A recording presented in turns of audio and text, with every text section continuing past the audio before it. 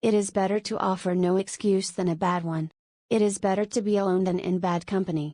If freedom of speech is taken away, then dumb and silent we may be led, like sheep to the slaughter. My mother was the most beautiful woman I ever saw. All I am I owe to my mother. I attribute my success in life to the moral, intellectual and physical education I received from her. Be courteous to all, but intimate with few, and let those few be well tried before you give them your confidence. True friendship is a plant of slow growth, and must undergo and withstand the shocks of adversity before it is entitled to appellation. But lest some unlucky event should happen unfavorable to my reputation, I beg it may be remembered by every gentleman in the room that I this day declare with the utmost sincerity, I do not think myself equal to the command I am honored with. A free people ought not only to be armed, but disciplined, to which end a uniform and well-digested plan is requisite, and their safety and interest require that they should promote such manufactories as tend to render them independent of others for essential, particularly military, supplies. We sainted Saint Tammany, King Timon III, because he embodied moral perfection and every divine qualification that a deity could possess. I hold him in higher esteem than the saints of the Roman Catholic Church. He'll forever be the patron saint of America. Human happiness and moral duty are inseparably connected. 99% of failures come from people who make excuses.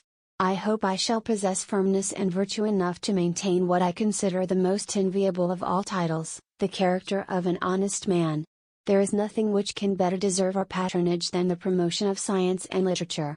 Knowledge is in every country the surest basis of public happiness. Guard against the impostures of pretended patriotism. Labor to keep alive in your breast that little spark of celestial fire called conscience. Perseverance and spirit have done wonders in all ages. Associate yourself with men of good quality, if you esteem your own reputation, for 'tis better to be alone than in bad company.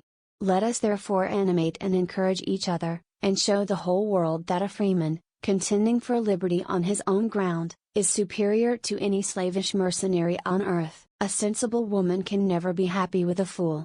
Happiness depends more upon the internal frame of a person's own mind, than on the externals in the world. Few men have virtue to withstand the highest bidder. The harder the conflict, the greater the triumph. Experience teaches us that it is much easier to prevent an enemy from posting themselves than it is to dislodge them after they have got possession. Worry is the interest paid by those who borrow trouble. The turning points of lives are not the great moments. The real crises are often concealed in occurrences so trivial in appearance that they pass unobserved. If we desire to avoid insult, we must be able to repel it. If we desire to secure peace, one of the most powerful instruments of our rising prosperity, it must be known that we are at all times ready for war. To encourage literature and the arts is a duty which every good citizen owes to his country. I conceive a knowledge of books is the basis upon which other knowledge is to be built. Paper money has had the effect in your state that it will ever have, to ruin commerce, oppress the honest, and open the door to every species of fraud and injustice. Where are our men of abilities? Why do they not come forth to save their country? Real men despise battle, but will never run from it. Be courteous to all, but intimate with few, and let those be well tried before you give them your confidence. To persevere in one's duty, and be silent is the best answer to calumny. Discipline is the soul of an army. It makes small numbers formidable, procures success to the weak, and esteem to all. We should not look back unless it is to derive useful lessons from past errors, and for the purpose of profiting by dearly bought experience. There is nothing so likely to produce peace as to be well prepared to meet the enemy. The great rule of conduct for us, in regard to foreign nations, is, in extending our commercial relations, to have with them as little political connection as possible. No punishment, in my opinion, is too great, for the man who can build his greatness upon his country's ruin.